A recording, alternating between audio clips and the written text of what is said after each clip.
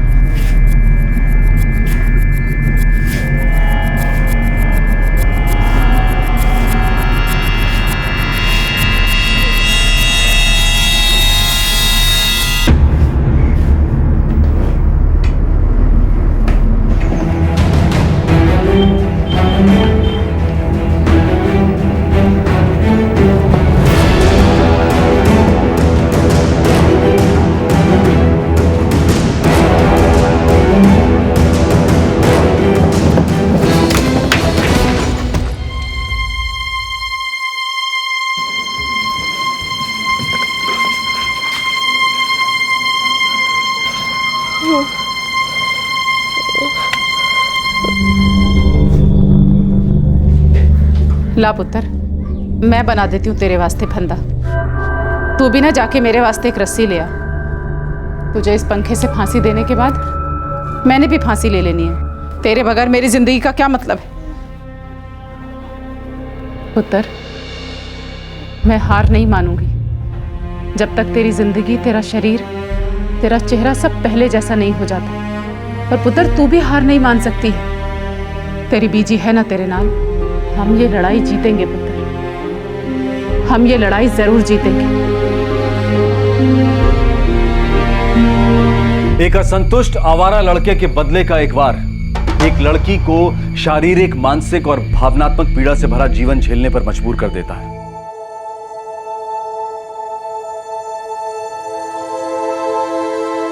ज्यामिति गणित में सबसे मौलिक और महत्वपूर्ण है। पाइथागोरस की प्रमेय जो स्थापित करती है कि एक समकोण त्रिभुज में विकर्ण 100 का वर्ग अन्य दो भुजाओं अ और ब के वर्ग के योग के बराबर होता है। सतगुर होए दयालता,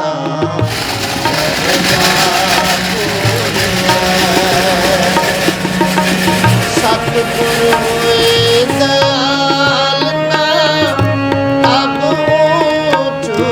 एक बात कहूँ मीना, तेरी कुड़ी रश्मि तो बहुत ही सोहनी है, बड़ी सियानी और समझदार है। सब वाहिगुरु की मेहर है। पढ़ाई लिखाई में बहुत अच्छी है।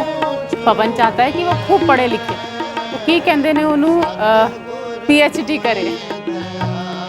एक बात कहूँ, बिना आदमी के तूने अपने दोनों बच्चों को बहुत अच्छी परवरिश दी। माँ बाप दोनों का फर्ज निभाया, बहुत बड़ी गल है मीना। कुलजीत, वक्त और हालात सब सिखा देता है। सब वाहिगुरु की मेहर है। यदि प्रकाश की किरणें किसी बिंदु से परावर्तित होकर या अपवर्तित होकर किसी एक बिंदु पर मिलती हैं इसका मतलब है वह बिंदु पहले बिंदु का प्रतिबिंब है। यदि ये प्रकाश की किरणें वास्तविक रूप से इस बिंदु पर अपसरित हो रही हैं, इसका मतलब है कि यह बिंदु पहले बिंदु का वास्तविक प्रतिबिंब है।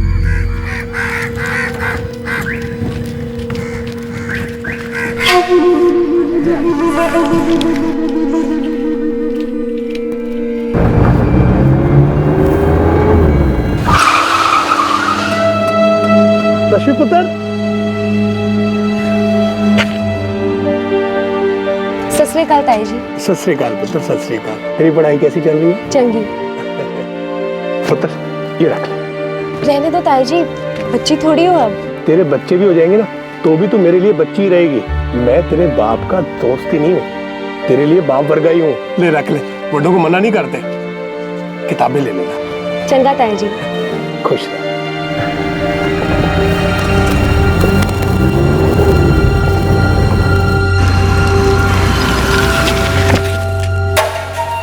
रश्मि, तेरे नाल गल करनी है एक। कौन सी गल? तू मैनू बहुत पसंद है। 1 साल हो गया तेनू क्लास में देखते हुए। तू मुझे बहुत अच्छी लगने लगी है। मुझे ऐसी बातें पसंद नहीं। जा तो। ऐसा क्यों बोल रही है रश्मि तू? देख, मैं अनजान थोड़ी हूं ना यार। हाँ, मैं तेनू बहुत पसंद करता हूँ। रश्मि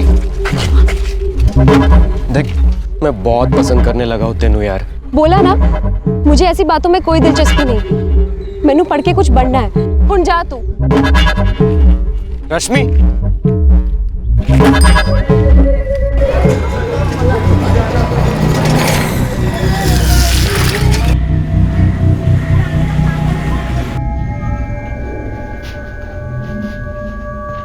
अले चा, ये लीजिए। तुझे क्या हुआ?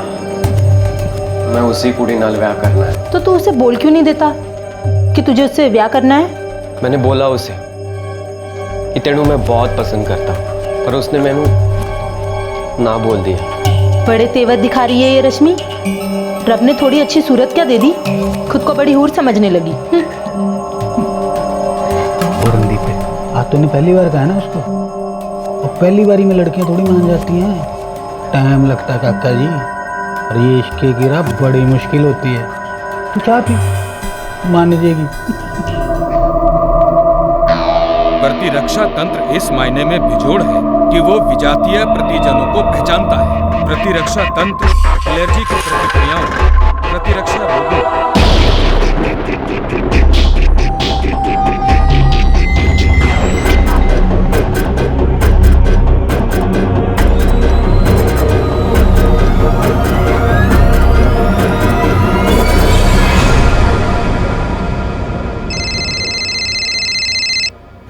हेलो रश्मि, रणदीप बोल रहा हूँ। तुझे मेरा नंबर कहाँ से मिला?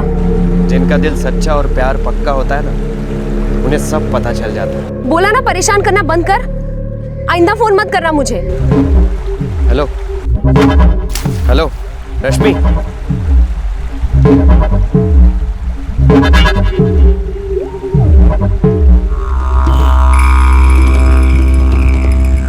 ओ भाई देवदास, बे लगा एक खींच, सारी टेंशन दूर हो जानी है। मैनू वो बहुत पसंद है यार। अबे हार न मानियो बे। अबे तुझे बोलता है ना तो बहुत टेंस लगता है। आजा, टेंशन उमार गोली और इसे लेके देख, सारा टेंशन रफू चक्कर हो जाएगा। सारी दुनिया तेरे थल्ले और तू आसमान पर होगा, समझा? लड़की के मना करने और उसका प्रस्ताव ठुकराने को मंजूर करना किसी लड़के के लिए इतना मुश्किल क्यों होता है? क्यों सीधा ईगो पे चोट लगती है? क्यों वो इसे अपनी मर्दानगी पर चोट मान बैठता है? क्यों वो इसे अपनी बेइज्जती समझता है? कब से हो रहा है ये सब? पिछले महीने तो बीजी। रोजाना मेरा स्कूल से पीछा करता है। पता नहीं उसे मेरा नंबर कहाँ से मिल गया। हुण तो फोन पे भी परेशान करने लग गया। तो तू स्कूल बदल डाल। गुरुद्वारे के पास जो स्कूल है मैं वहाँ ऐसे कैसे बदल दूं बीजी? 12वीं क्लास है, चंगा स्कूल है, चंगे टीचर्स हैं और एग्जाम्स भी सर पे है। महीना भी नहीं बचा। और उसने कॉलेज में भी परेशान किया तो?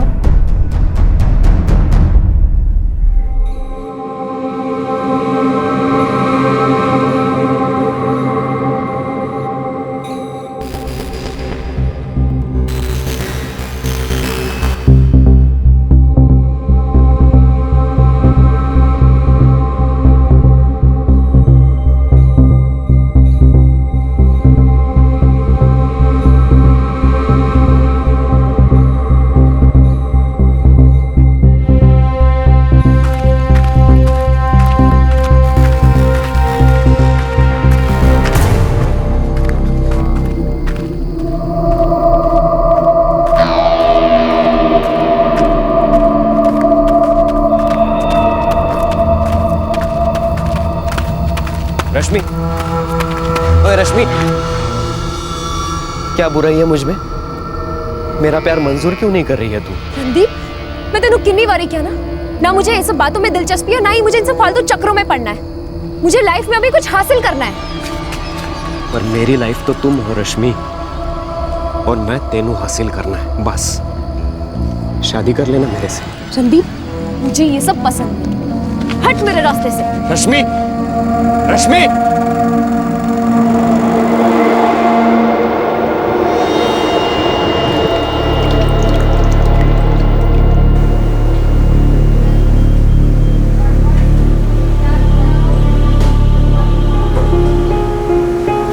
रश्मि पुत्र, कैसी है तू बेटा?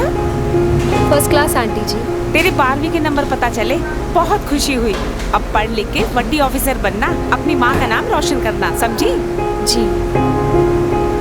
बीजी, कल करनी सी। हाँ पुत्र, आप जरा संभाल लेना। की गले पुत्र, ये कैसे होगा पुत्र? करस्पॉन्डेंस बीजी, पत्रचार से। और इसके लिए मुझे कॉलेज जाने की भी जरूरत नहीं। मैं घर पर ही रहकर पढ़ाई भी कर सकती हूँ और एग्जाम्स भी दे सकती हूँ। और पता है बीजी, मैनू ना एक स्कूल में हिंदी टीचर की पार्ट टाइम जॉब मिल गई है। थोड़ी कमाई भी हो जानी है। तू पढ़ाई और काम दोनों संभाल लेगी ना पुत्र? हाँ जी बीजी, ऐसा करके आपकी भी थोड़ी हेल्प हो जानी है।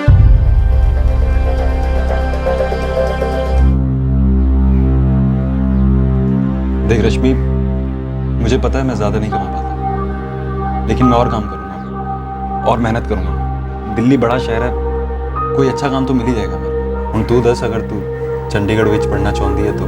ना वीर जी, मैं बीजी को अकेला नहीं छोड़ सकती, और यहाँ रहकर मैं जो कर रही हूँ वो बेस्ट है, और आगे भी चंगा ही होगा। मुझे भी तो थोड़ी जिम्मेदारी उठानी है।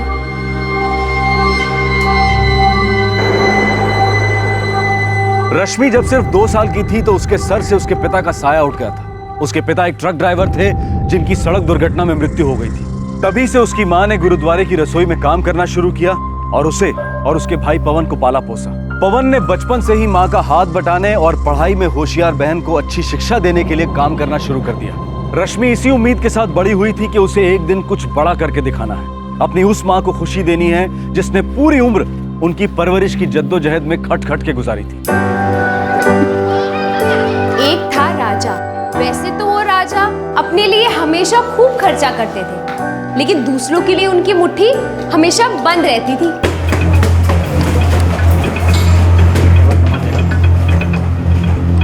हाँ दे दी थी। सर जी, मैडम जी, बाहर एक बड़ा बदतमीज लड़का खड़ा है, स्टाफ से झगड़ रहा है, पीछे ही पड़ गया है, बोलते हैं रश्मि मैडम से मिले बगैर यहाँ से हिलूंगा नहीं, प्लीज।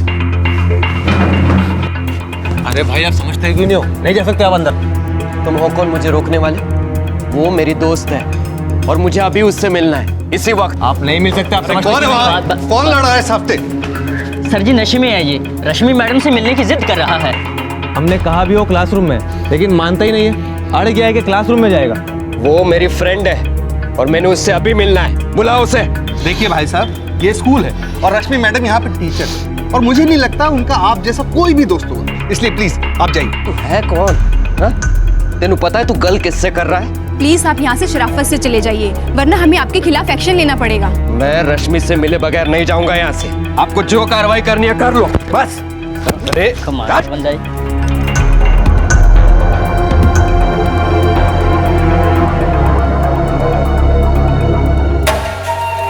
यार देख, मैं कब से तड़प रहा हूँ तेनू देखने के वास्ते। तेरे बिना जी नहीं सकता यार मैं। तू समझती क्यों नहीं? मैं स्कूल में थी तब से इसने मेरा जीना हराम कर रखा है। हर रोज परेशान करता है। कितनी बारी कह चुकी हूँ कि मुझसे दूर रहे, पर ये समझता ही नहीं। परेशान तो तूने करके रखा है, एक सच्चे प्यार करने वाले को। देख यार, मैं तेरे से बहुत प्यार करता हूँ। देखिए भाई साहब, आपको समझ में नहीं आया रश्मि मैडम ने क्या कहा। चलिए अब आप जाइए। देख, तू ना बीच में पड़, दो प्यार करने वालों की। चल यार, देख मैंने कहा ना, मैं रश्मि से मिले बगैर नहीं जाऊंगा यहाँ से। देख, तेरे से भी तमीज से बात की है, भली भली इसी में कि तू अच्छे से निकल जाए यहाँ से, समझा? और दोबारा नजर मत आना, चल चल जाए यहाँ से। वो पागल है, उसे समझ में नहीं आ रहा है कि वो अपना कितना बड़ा नुकसान कर रही है। अरे इसे बहुत देखे, चल यहाँ से, चल चल चल, चल। बहुत आए थे ऐसे, चलो।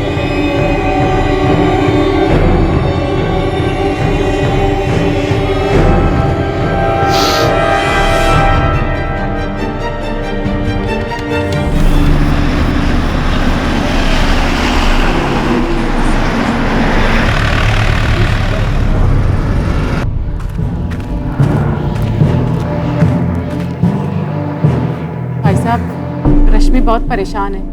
वो मुंडा हर जगह जाके उसे तंग करता है। पर जय जी, आपको ना वो नानक राम जी जो सरपंच है ना, उनसे बात करनी है। मैं उनको फोन कर दूंगा और बोलूंगा कि वो इस बात को पंचायत में भी उठाएंगे। आप उनसे कल ही जाके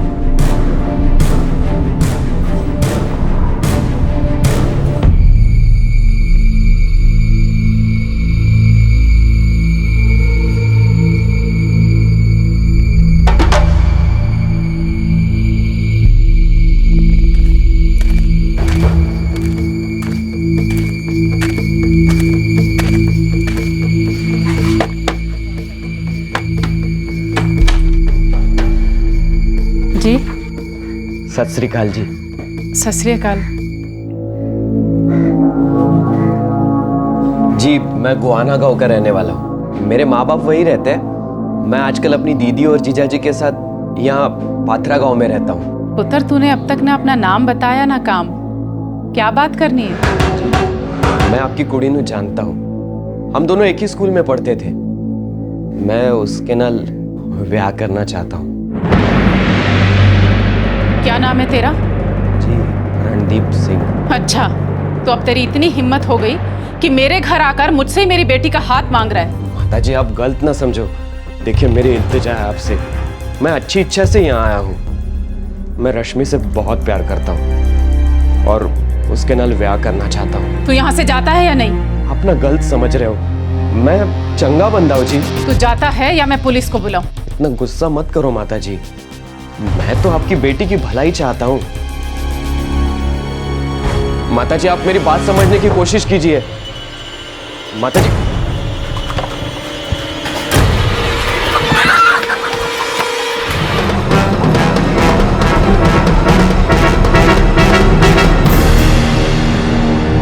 मेरी बेटी जब स्कूल में थी तब से उसे परेशान कर रहा है जी। रणदीप नाम है मुंडे का। पाथरा गांव में अपने बहन थे जीजा दे नाल रहता है। मीना जी, आप फिक्र ना करें।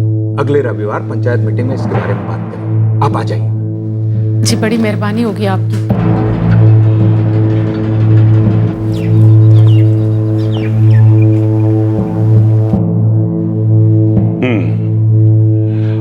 देखो जी, मेरी तो एक सलाह है। मुंडे को चेतावनी देकर छोड़ दो।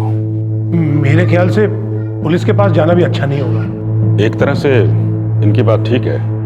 वह अगर मुंडे को यहीं धमकी देकर मामला सलटाया जा सकता है तो पुलिस के पास जाने की जरूरत ही नहीं। ठीक है, मैं मुंडे से बात करता हूँ। ये लीजिए, मेरे पास नंबर है।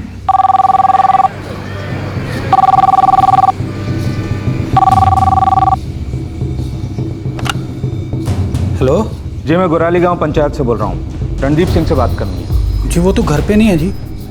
क्या बात है जी? कहाँ होगा जी? बात तो बताइए जी। जी, रणदीप सिंह अभी पंचायत में नहीं आया तो मामला गड़बड़ हो जाएगा, मुश्किल हो जाएगी। हमें खुद फैसला लेना पड़ेगा।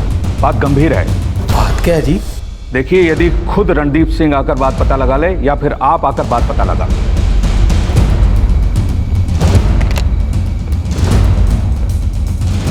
क्या हुआ जी? दुराली गांव की पंचायत ने बुलाया।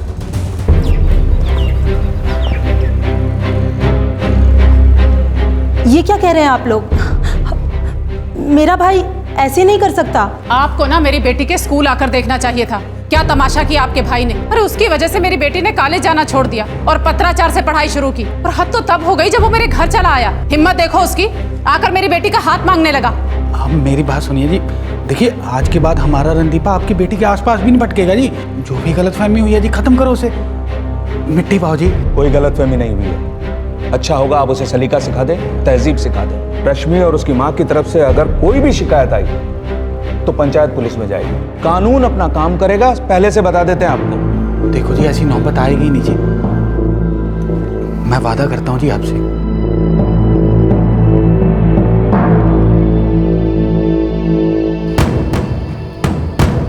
देख रणदीप, और जेड़ी लड़की तेरे को पसंद नहीं करती उसके पीछे पड़ के फायदा क्या? और तू सुन रहा है कि नहीं मैं क्या बोल रहा हूँ तेरे को? ओहो रणदीप, छड़ उस कुड़ी को। तेरे लिए मैं उससे भी सोनी कुड़ी लाके दूं, और फिर भला तेरे लिए सोनी कुड़ियां दी कमी है? तेरे ऊपर तो ऐसी 1000 कुर्बान, तू फिक्र न कर।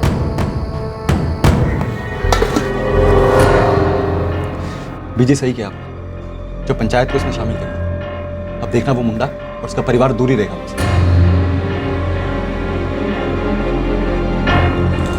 मजनू, भूल जाओ उसे। तेरे बस की बात नहीं है वो कुड़ी, भूल जा बेटा।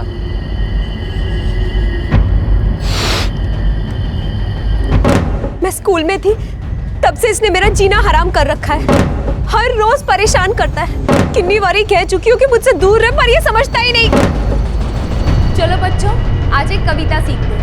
झब्बर झब्बर बालों वाले, झब्बर झब्बर बालों वाले, गुब्बारे से गालों वाले, गुब्बारे से गालों वाले, लगे दौड़ने आसमान में,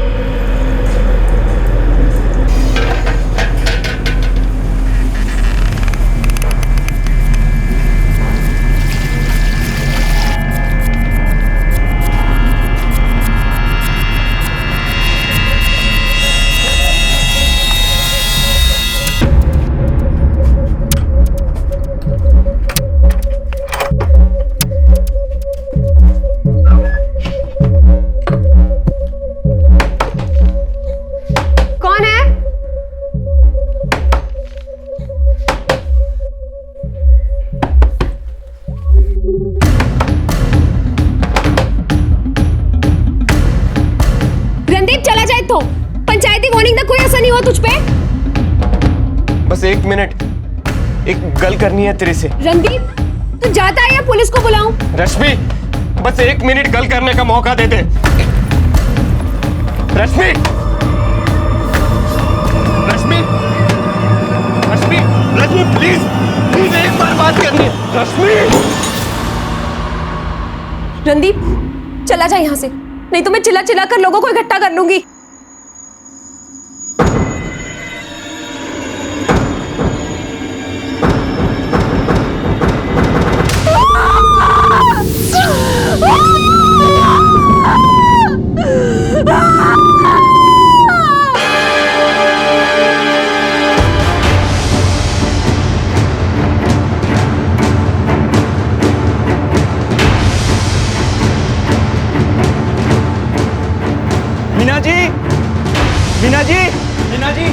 मीना जी, की होया पुत्र? जल्दी चलो, अपनी रश्मि के चोट लग गई। हाय रब्बा।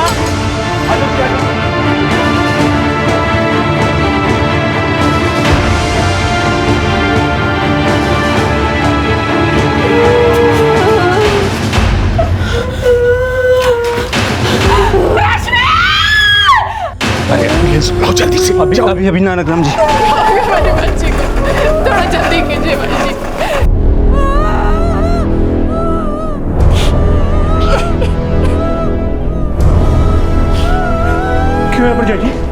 मैं तो गुरुद्वारे में थी, हरदीप बुलाने आया, कहने लगा रणदीप घर आया था। उसने रश्मि के मुंह पे कुछ ऐसा फेंक दिया कि उसका सारा चेहरा जल गया। डॉक्टर साहब, देखिए काफ़ी जल गई है, हम यहाँ ज़्यादा कुछ नहीं कर पा रहे हैं, लेकिन पेन किलर्स दे दिए हैं। आप उसे चंडीगढ़ ले जाओ, वहाँ उसका बेहतर इलाज हो सकता है।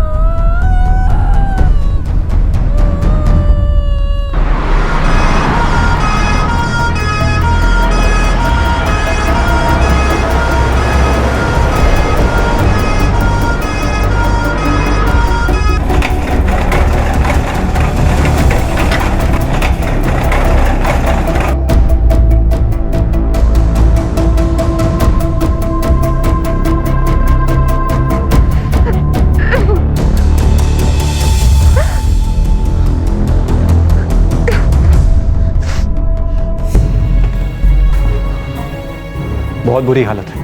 डॉक्टर साहब ऐसा न कहो। डॉक्टर साहब, हमारी बच्ची ठीक तो हो जाएगी ना? अभी ये कहना मुश्किल है। देखिए, हमें जल्द से जल्द स्किन ग्राफ्टिंग करनी पड़ेगी और कई सर्जरीज भी करनी पड़ेगी। डॉक्टर साहब, जो कुछ भी करना पड़े करो, लेकिन हमारी बच्ची को ठीक कर दो। बड़ी समझदार और होशियार बिटिया है वो हमारी। हमें पुलिस को भी खबर करनी होगी।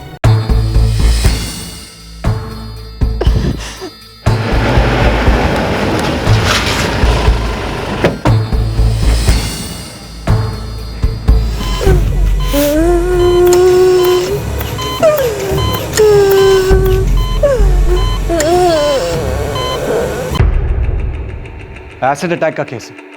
वो लोग बता रहे थे कि पड़ोसी गांव के किसी लड़के ने किया है। कैसी हालत है लड़की? बहुत बुरी, 48% बर्न्स है, आंखों की रोशनी चली गई है, एक कान भी गया है, गले का सारा मांस पिघलकर सीने की तरफ फैल गया है, हाथ भी थोड़े बहुत जल गया है। हमने स्किन ग्राफ्टिंग शुरू कर दी है। We are trying our best.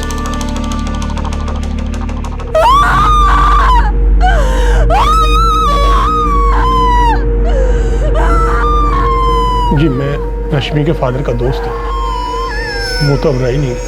क्या नाम बताया आपने लड़के का? जी रणदीप सिंह, पाथरा गांव का है। कब से हमारी बच्ची को परेशान कर रहा है, जबकि पंचायत ने उसके परिवार को चेतावनी दी थी कि वो रश्मि को परेशान ना करे, लेकिन किस हद तक चला गया लड़का।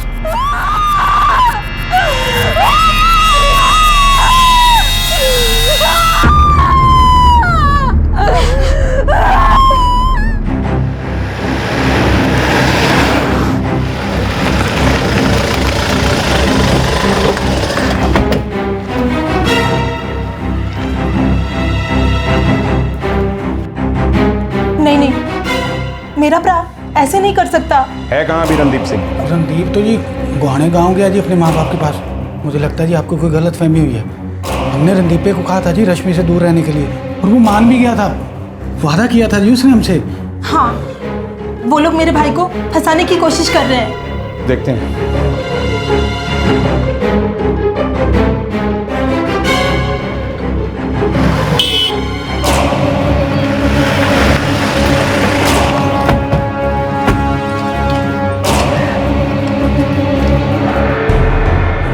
सुबह से अंदर मुंह लटका के बैठा है, पता नहीं क्या हो गया मुंडे को। हटो।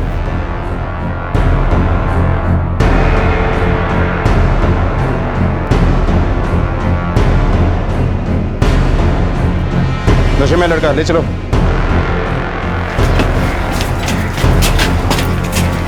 साहब, क्या बात हुई है? क्या किया है मेरे बेटे ने?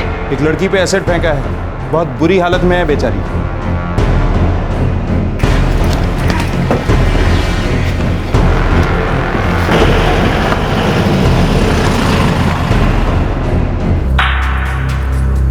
स्किन ग्राफ्टिंग से ही हम सारे जले हुए घावों को लेवल कर पाएंगे। मेरी बेटी ठीक तो हो जाएगी ना? अभी तो वो कुछ देख भी नहीं पा रही है। वो बात की बात है, लेकिन इस वक्त कुछ भी बताना मुश्किल है।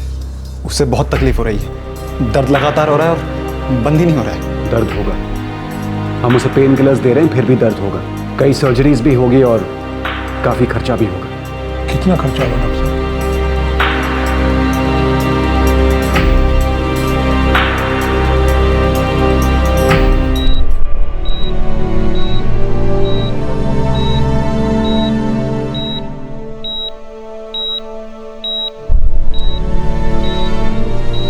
रश्मि, रश्मि, ये बोल क्यों नहीं रही? जी, थोड़ा वक्त लगेगा, थोड़ा वक्त लगेगा बस।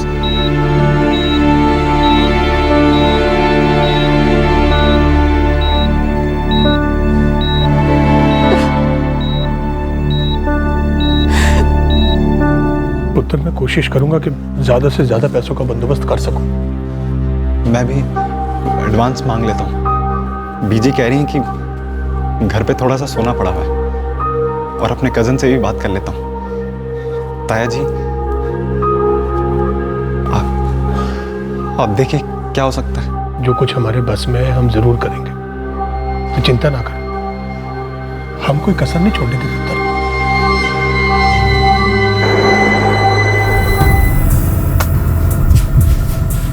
क्यों किया ये? मैं उसे तंग नहीं करता था, मैं तो बहुत पसंद करता था उसे, प्यार करता था उससे। यहाँ तक कि मैंने उसके माँ से भी रिक्वेस्ट की थी। मैं तो उससे शादी करना चाहता था। वो तो नहीं चाहती थी ना, इतनी सी बात तेरे भेजे में नहीं घुसी। मैं ऐसा कोई खराब बंदा थोड़ी ना हूँ। कमीने 20 साल की है वो, पूरी जिंदगी पड़ी है उसके आगे। बर्बाद कर दिया तूने उसकी बाकी की जिंदगी, खराब कर दिया सारे सपने, और कह रहा है मैं कोई खराब बंदा तो नहीं हूँ। जिंदगी में तरक्की करना चाहती थी। मैंने कब रोका जी उसे तरक्की करने से? हमेशा धमकी देती थी जी मुझे, चाहे मैं कितना भी उससे प्यार से बात करता था ना, वो हमेशा गुस्से से ही बात करती थी। मजाक बना दिया था उसने मुझे, कहाँ मैं उससे शादी करना चाहता था और कहाँ वो मुझसे गंदे तरीके से पेश आती थी। कुत्ता बना दिया था उसने मुझे। आखिर मैं भी अपने गुस्से को कब तक काबू में रख पाता। मैंने भी सोच लिया कि उसको सबक सिखाऊं। अगर वो मेरी नहीं हो सकती तो वो दूसरे किसी की नहीं हो सकती। जान से मार देना चाहता था मैं उसे। रश्मि प्लीज प्लीज एक बार बात करनी है। रश्मि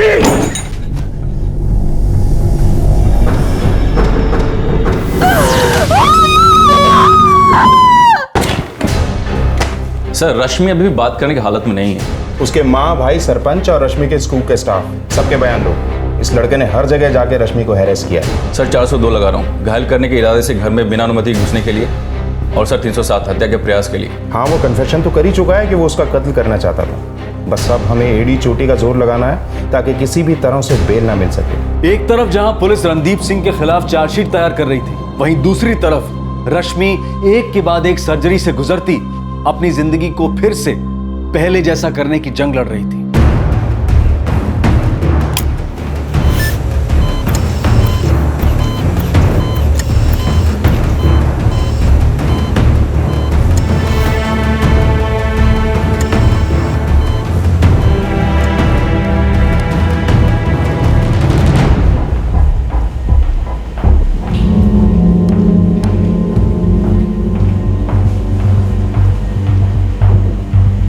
पुत्र, एक सर्जरी हो गई है, दूसरी अभी होनी बाकी है। हाँ हाँ, पैसे की जरूरत पड़ेगी, जरा छेती भेज दे। हाँ पुत्र, हाँ।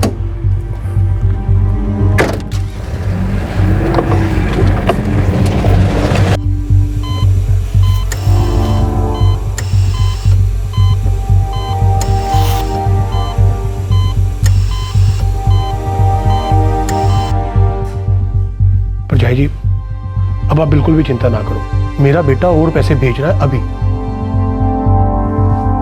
कृपाल भाई साहब, आपने हर मुसीबत में हमारा साथ दिया है, हमेशा हमारे साथ खड़े रहे। हम साथ नहीं देंगे तो और कौन साथ देगा?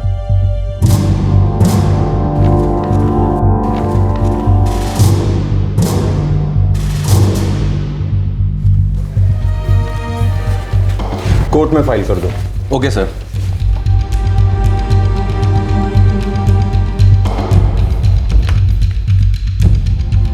नवंबर में देखता हूँ, पहले जरा चार्जशीट का स्टेटस देखना पड़ेगा, उसके बाद ही कुछ बता सकता हूँ। सर जी, मुआवजे की बहुत सख्त ज़रूरत थी, थोड़ा जल्दी हो पाता तो। इलाज का खर्च बहुत भारी हो रहा है उठाना, मैं गरीब औरत हूँ। मैं समझ सकता हूँ, इनफैक्ट मैं आपके लिए कोशिश भी करूँगा, लेकिन ये जो मुआवजे का प्रोसेस है ना, ये तो पूरा करना ही पड़ेगा। देखो, आप सब्र रखो, हम आपके लिए अच्छे से अच्छा करेंगे। आप सरकारी मुआवजे के लिए दरख्वास्त तो दे ही चुके हो? जी, दरख्वास्त तो दी है, पर अब तक कुछ हुआ नहीं। सुना है आपका एनजीओ भी मदद करता है। हाँ, पर उसके लिए मुझे बाकी लोगों से भी बात करनी पड़ेगी, तभी ये तय हो सकता है कि आपको कुछ मिलेगा या नहीं। जी, अगर थोड़ा जल्दी हो पाता तो अच्छा था। पूरी कोशिश करेंगे। जो बेस्ट होगा वो जरूर करेंगे, देखते हैं क्या हो सकता है। देखें क्या बन पड़ता है। हम पूरी कोशिश कर रहे हैं। मैं समझ सकती हूँ, हम सब कुछ कर रहे हैं, हम कोई कसर नहीं छोड़ेंगे।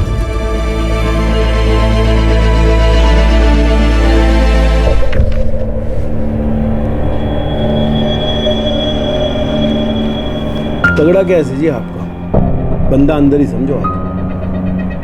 मेरी बेटी बहुत तकलीफ झेल रही है, एक के बाद एक ऑपरेशन। देखो बहन जी, अब आपको टेंशन लेने की कोई जरूरत नहीं, और पहली सुनवाई में ही बंदा अंदर होगा।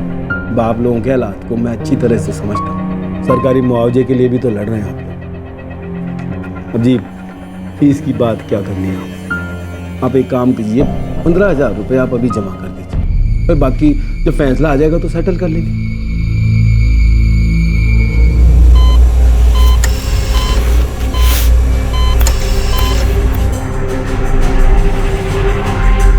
सारे रिश्तेदारों से ले चुके, काम से भी जितना एडवांस मिल सकता था ले लिए। अब गहने बीजी सारे तो बिक चुके हैं। मुआवजे का भी कुछ अता पता नहीं है, कब मिलेगा, कितना मिलेगा।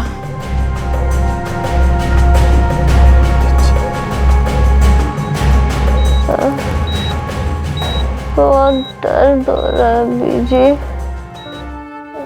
मैं समझ रही हूँ पुत्र, मैं रोज तेरे वास्ते वाहिगुरु से अरदास करती हूँ, वो तेरा दर्द जल्दी ठीक कर देंगे, तू अच्छी हो जाएगी बेटो। आज तारीख क्या हो गई? 10 मार्च हो गई पुत्र।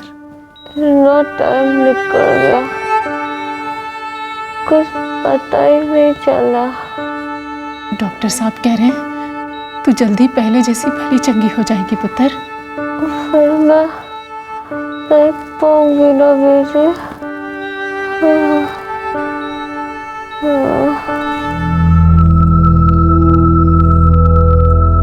देखिए, हम तो अपना बेस्ट ट्राई कर रहे हैं। 4 महीने हो गए डॉक्टर साहब, बच्चे अब भी बहुत तकलीफ में है, वो देख भी नहीं पा रही है और उसकी हालत तो पहले से भी। देखिए मीना जी, मैंने आप लोगों को शुरू में ही कहा था कि ये बहुत मुश्किल केस है।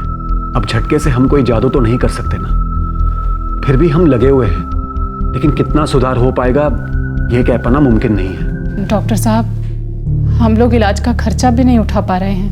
मैं समझ सकता हूँ, ऐसी सर्जरीज में अक्सर ज्यादा खर्चा होता है और आगे जाकर तो और भी खर्चा होगा।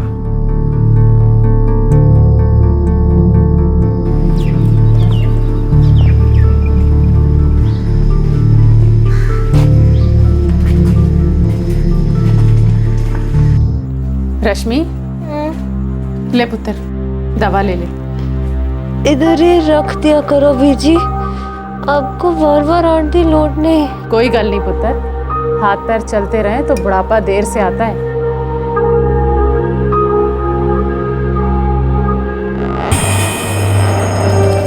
मुझे अब बिल्कुल अच्छा नहीं लग रहा है। हम तेरी जमानत की कोशिश में लगे हैं रणदीप, कोई कसर नहीं छोड़ेंगे। जो हो गया सो तो हो गया। उन लोगों से बात करो और बोलो कि केस वापस ले ले। हाँ रणदीप, करेंगे बाद में, अभी जरा जल्दी है इसके लिए।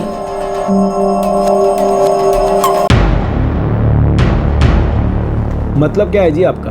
मैं कुछ नहीं कर रहा हूँ। मतलब ये है कि केस कुछ आगे ही नहीं बढ़ रहा। पाजी, अब सुनवाई मेरे हाथ में तो नहीं है ना, और जज होता है, सामने वाली पार्टी का वकील है। मैं कल्ला जाके क्या उखाड़ लूंगा? पता नहीं आप लोगों को ऐसा क्यों लग रहा है कि मैं आपके केस में नहीं लगा हुआ। पाजी, मैं जी जान से आपके केस में कोशिश कर रहा हूँ, और थोड़े दिन की बात है, बस तारीख मिलने ही वाली है, कोई आप टेंशन मत लो।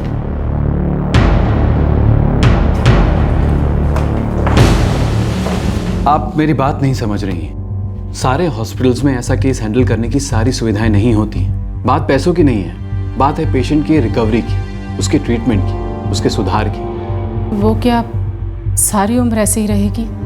थोड़ा महंगा है, लेकिन मैं कहूँगा आप मोहाली के फोर्टिस हॉस्पिटल में जाइए। वहाँ प्लास्टिक एंड रिकंस्ट्रक्टिव सर्जरी का एक अलग डिपार्टमेंट है। मेरा मतलब बहुत अच्छी सुविधाएं हैं वहाँ।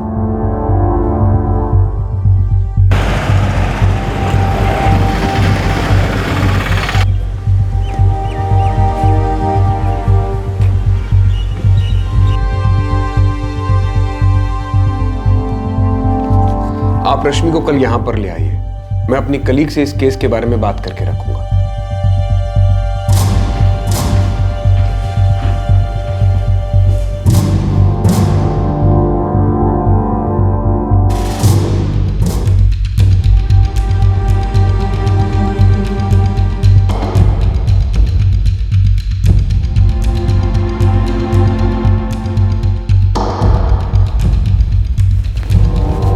इम्पॉसिबल कुछ भी नहीं होता है।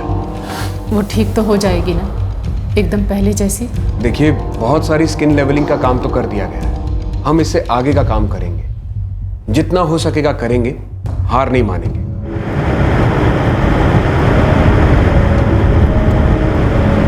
भाई साहब, वहाँ बहुत ज्यादा खर्चा होगा क्या? हाँ पर जी खर्चा तो बहुत होगा, लेकिन बहुत बड़ा हॉस्पिटल है और वहाँ के डॉक्टर से मेरी बात हुई है। उसने कहा है कि बहुत कुछ कर सकते हैं। वाहिगुरु जी कोई ना कोई रास्ता जरूर निकाल देंगे।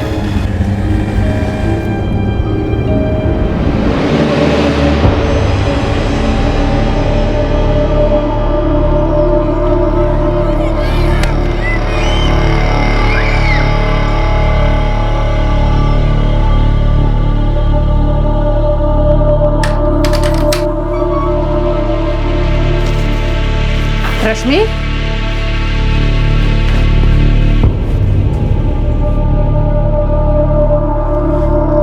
क्या कर रही है ऐसे बैठ के? मुझे नहीं जीना मुझे, नहीं जीना मुझे।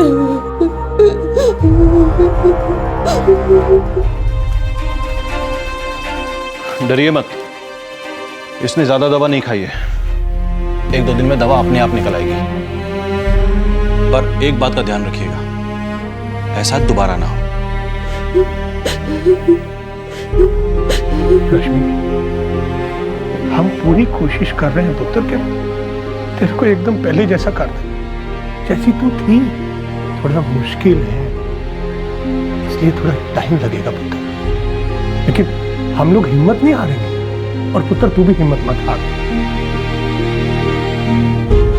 तुझे जो तकलीफ है, जो दुख है, हम भी महसूस करते हैं पुत्र, लेकिन मेरे को पता है मेरी बेटी बहुत बहादुर है। पुत्र थोड़ा और हौसला लेके, वाहिगुरु जी सब भला करेंगे। देख, तेरी माँ ने कोई कमी नहीं छोड़ी है, कोई कसर नहीं छोड़ी। बस तू हिम्मत ना हार, हौसला रख, धीरज रख पुत्र।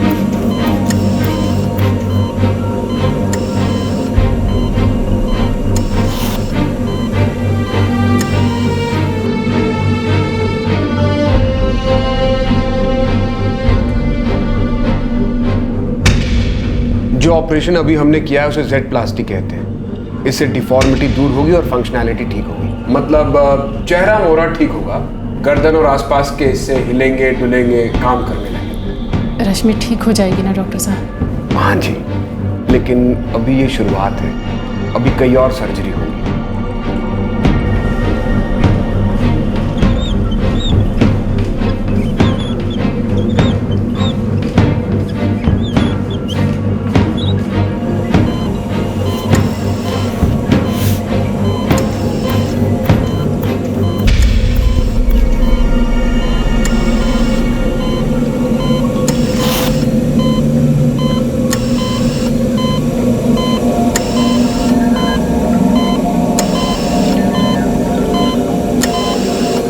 सर्जरीज का सफर धीमा, दर्दनाक और तकलीफदेह था।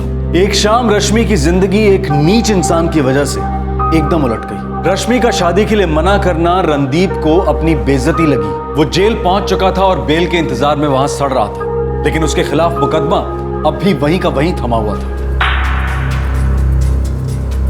6 महीने हो गए मेरी बच्ची को तकलीफ झेलते। बहुत सोहनी कुड़ी थी मेरी, पीएचडी करने का बहुत मन था उसका। मैं आपकी बच्ची की तकलीफ को अच्छी तरह से समझ सकता हूँ ना। पहले तो आप कहते थे कि हमारा केस बहुत तगड़ा। देखो भाई साहब, आप मेरी बात को समझ नहीं रहे। अब कोर्ट की डेट लेना, सुनवाई करना मेरे हाथ में तो नहीं है। तो फिर क्या है आपके हाथ में? उस मुंडे के हाथ में तेजाब था, फेंक कर मेरी बच्ची का चेहरा बिगाड़ दिया, और उसको सजा दिलवाने वास्ते कानून के हाथ में कुछ नहीं है। कानून कुछ नहीं बिगाड़ सकता उसका। अगर आपको लगता है कि मैं कुछ नहीं कर रहा, तो प्लीज आप अपना एक केस वापस ले लीजिए मुझसे। भाई कोर्ट कचहरी का मामला है, थोड़ा टाइम लगता है। अब लंबा टाइम लग रहा है तो हम क्या कर सकते हैं, बताइए आप।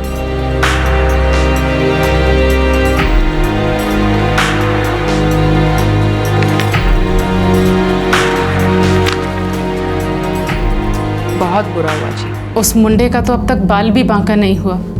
पिछला वकील तो कह रहा था कि केस की एक भी तारीख नहीं मिली। खैर, उसने जो किया किया, अब मैं सब संभालूंगी। आपसे एक बात करनी थी जी। जी? हम आपकी फीस केस खत्म होने के बाद दे सकते हैं क्या? जी, मैं आपकी हालत समझ रही हूँ। अब बस मुझे अभी 6,000 दे दे, बाकी का मामला सुलटने के बाद दे देना। मैं जल्दी केस निपटवाती हूँ।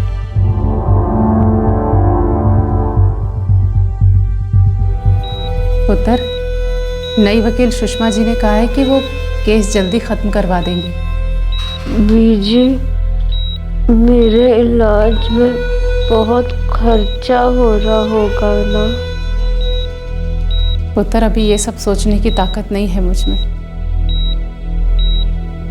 मैं बस इतना चाहती हूँ कि तू जल्दी से ठीक हो जाए।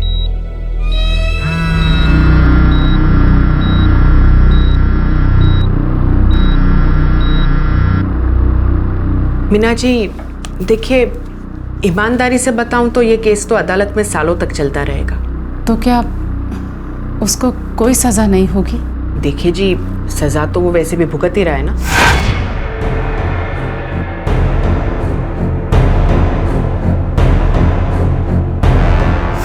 वैसे मैं रणदीप सिंह और उसके परिवार से मिली।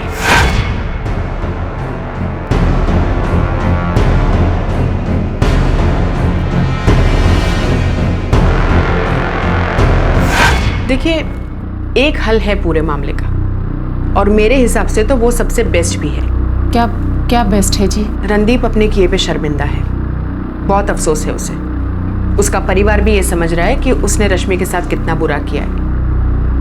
वो इसके लिए 5 लाख देने को तैयार है, और रणदीप रश्मि से शादी करने के लिए भी तैयार है। क्या? मैं समझ सकती हूँ कि आपको थोड़ा अजीब लग रहा होगा, पर आप क्यों नहीं समझती कि अदालत के चक्कर काटते काटते आप थक जाओगे, बहुत खर्चा भी होगा। मेरे हिसाब से तो आपको समझौता कर लेना चाहिए। आप केस वापस ले लो, वैसे भी ये पैसा रश्मि के इलाज में ही तो काम आएगा, और फिर शादी करने में क्या बुराई है? सोचो इस बारे में।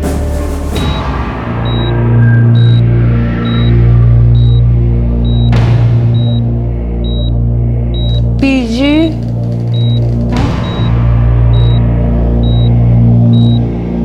आपके बेस्ट तरीके के लिए शुक्रिया। अब हमें आपसे अपना केस नहीं लड़वाना है। देखिए जी, मैंने तो आपको एक जल्द और अच्छा रास्ता सुझाया था। मेरी बेटी का चेहरा उसे वापस लौटा सकती हैं आप। मैं बस इतना चाहती हूँ, रणदीप ने जो मेरी बेटी के साथ किया उसके लिए उसे सजा मिले, वो मैं उसे दिलवा कर रहूँगी। अब आप 1 महीने बाद आना, हम फिर चेकअप करेंगे और अगले स्टेप की शुरुआत करेंगे।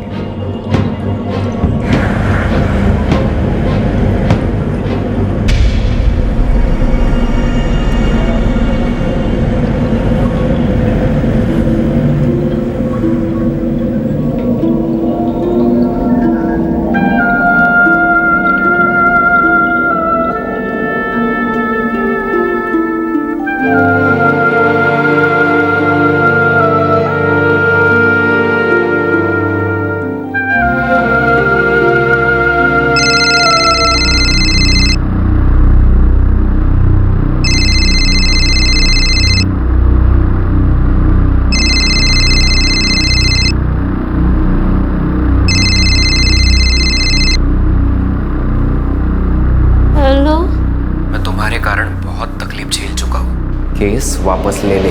तुम तो जेल में थे ना?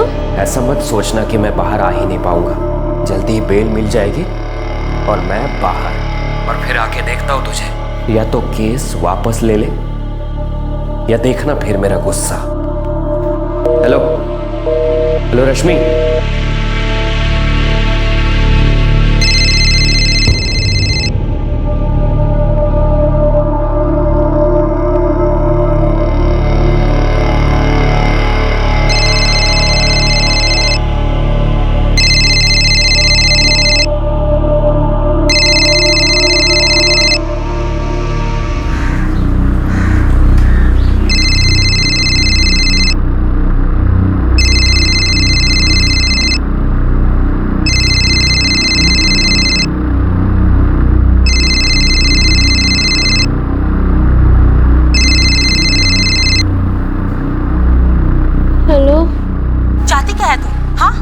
कौन बोल रहा? जो होना था वो तो हो गया ना, और हम पैसे देने के लिए भी तैयार हैं। फिर क्यों तू और तेरी माँ मेरे भरा की जिंदगी बर्बाद करने पे तुले हैं?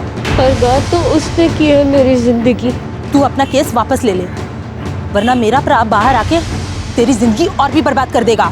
और क्या बाकी रह गया है तबाह करने को? मैं किसी को देख नहीं सकती। चेहरा इतना भद्दा हो गया है कि हमेशा ढक के रखना पड़ता है। तुम्हारे भाई को जो करना था उसने कर लिया, अब उसे सड़ना होगा। सारी जिंदगी तकलीफ झेलेगा वो।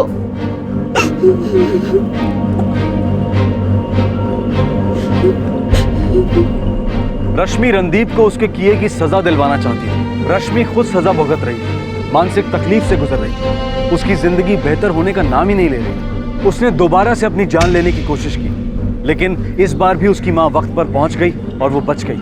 अब रश्मि अपनी इस जंग में पस्त होने लगी थी, हार मानने लगी।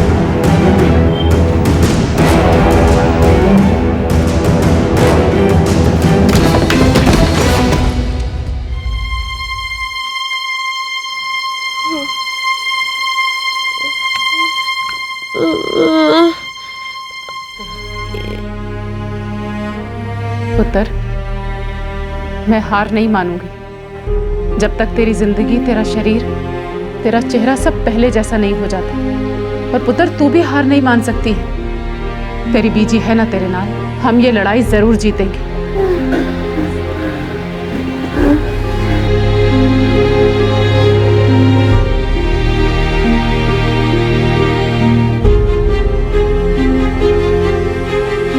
रश्मि, बेटा मैं जानता हूं तुम देख नहीं सकती,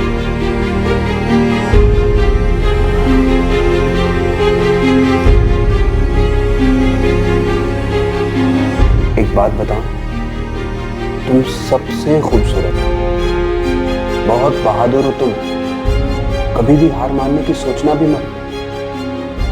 मैं वादा करता हूं मैं तुम्हें पहले जैसा ही सुंदर बना दूंगा। सच्ची बेटा, यकीन करो मेरा।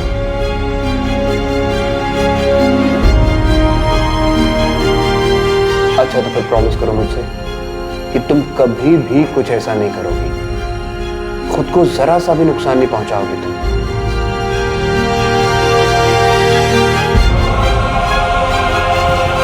हम 15 दिन में लेजर सर्जरी शुरू करेंगे। रश्मि बेटा, हम साथ मिलकर ही लड़ाई लड़ेंगे, राइट?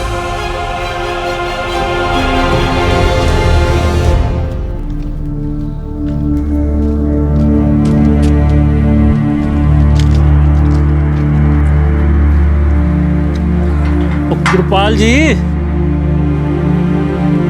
ओए करतार तू? ओ हाँ जी ਤੁਹਾਡਾ करतार। सत श्री अकाल जी, सत श्री अकाल। सत श्री अकाल भरा, सत श्री अकाल। और कब आया तू?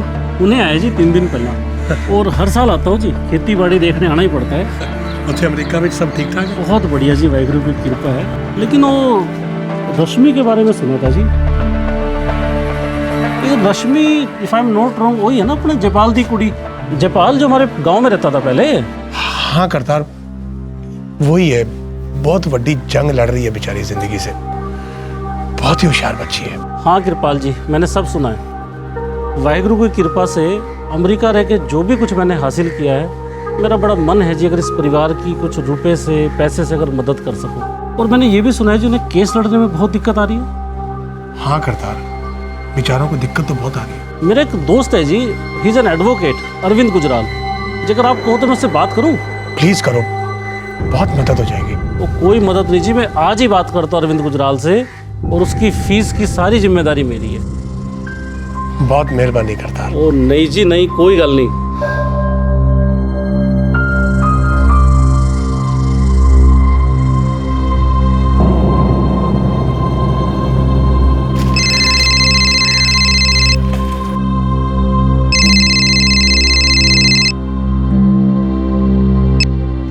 हेलो मीना जी, डॉक्टर प्रसाद।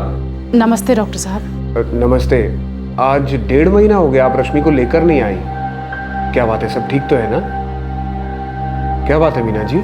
डॉक्टर साहब, हम जितने भी लोगों को जानते थे सबसे उधार ले चुके हैं। अब तो लोग खत्म हो गए पर ज़रूरतें खत्म नहीं हो रही, इसलिए अब हम आगे इलाज नहीं करवा पाएंगे। मैंने पता करने की कोशिश की कि कहीं पे सस्ते में इलाज हो जाए।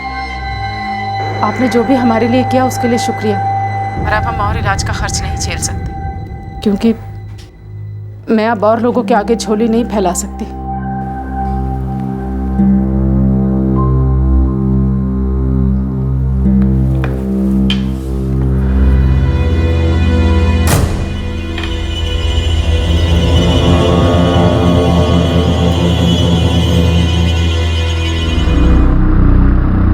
अपने एनजीओ के जरिए मैं 2 एसिड अटैक विक्टिम पर 2 PIL यानी जनहित याचिकाएं पहले ही जमा करा चुका हूं और रश्मि कौर का ये केस तीसरा है।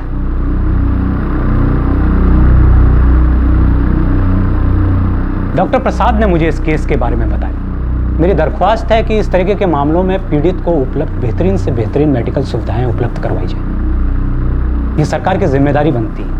इस जुर्म के शिकार ताउम्र आर्थिक, शारीरिक और मानसिक रूप से परेशानियों का सामना करते हैं। ये पीड़ित जवान है, इसके सामने एक सुनहरा भविष्य खड़ा था, जिसे इन बीमार मानसिकता के असामाजिक तत्वों ने अपनी काली करतूतों से झुलसा दिया। ज्यादातर शिकार अच्छी चिकित्सा की उम्मीद में सड़ते रहते हैं, क्योंकि इनके इलाज बहुत महंगे होते हैं। मुआवजे के नाम पर मिले चंद सिक्के भी इनकी और इनके परिवारों की तकलीफों को कम करने के लिए नाकाफी है।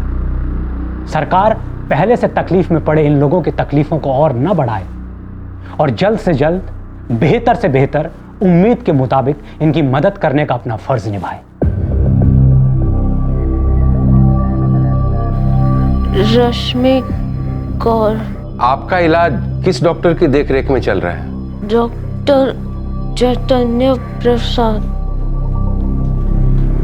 डॉक्टर प्रसाद से अपनी बेटी का इलाज करवा रही थी, फिर पैसे का इंतजाम बहुत मुश्किल हो गया तो इलाज बीच में ही बंद करना पड़ा।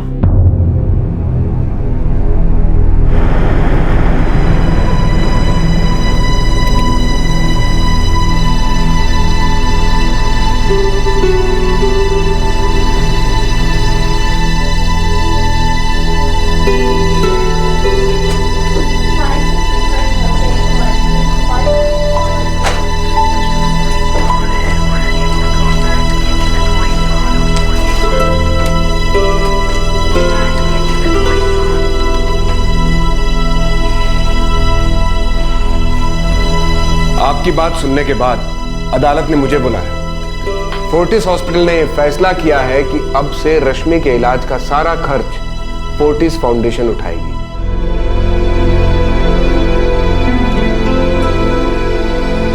Thank you sir. You're most welcome रश्मि, लेकिन हमारी लड़ाई रुकी नहीं है, अभी चलती रहेगी ये।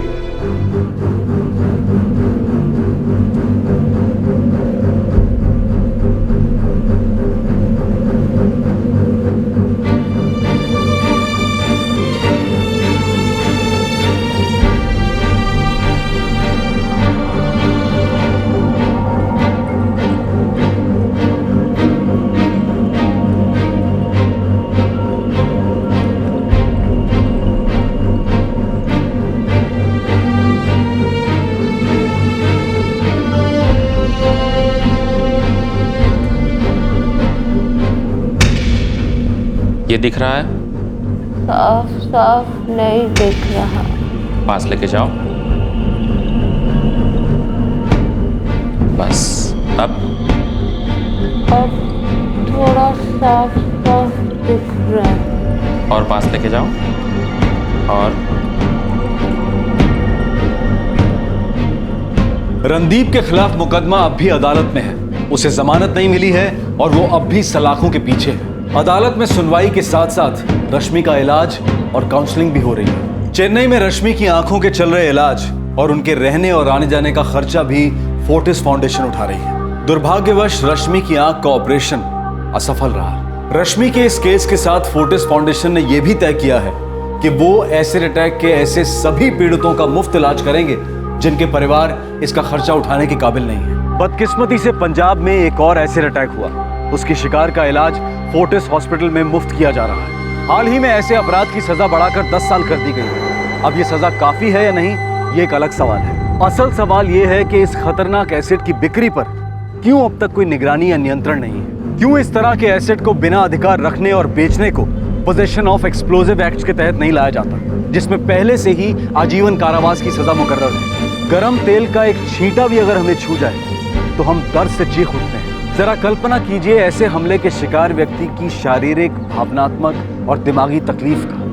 जिसे उन्हें लगातार सहते जाना लंबे वक्त तक। ताऊ इस सब के बावजूद इस हैवानियत को हमेशा हमेशा के लिए कुचल डालने के लिए सख्त रवैया पैदा करने में हम अब तक नाकामयाब रहे हैं। ऐसी ट्रेजेडी, ऐसी दुर्घटना, ऐसी हैवानियत कि हमारा खून खौल उठता है। हम अपराधी को सख्त से सख्त सजा देना चाहते हैं, लेकिन क्या ऐसा गुस्सा हमें इस तरह की दुर्घटनाओं के लिए कोई इलाज सोचने में मदद करता है? एक ऐसा इलाज जिससे ये दुर्घटनाएं दोबारा ना हो। हम गिरते हैं, संभलते हैं, डूबते हैं, उभरते हैं और चलना सीख जाते हैं, तैरना सीख जाते हैं। क्या सचमुच ऐसा है? आपसे फिर मुलाकात होगी क्राइम पेट्रोल 10 तक में एक और नए केस के साथ। तब तक अपना ख्याल रखें, सुरक्षित रहें और याद रखें, हमें ऊपर वाले ने इंसान बनाकर भेजा है, हैवान नहीं। इस तरह के और भी एपिसोड देखने के लिए हमारे चैनल को सब्सक्राइब करें और बेल आइकन दबाना ना भूलें।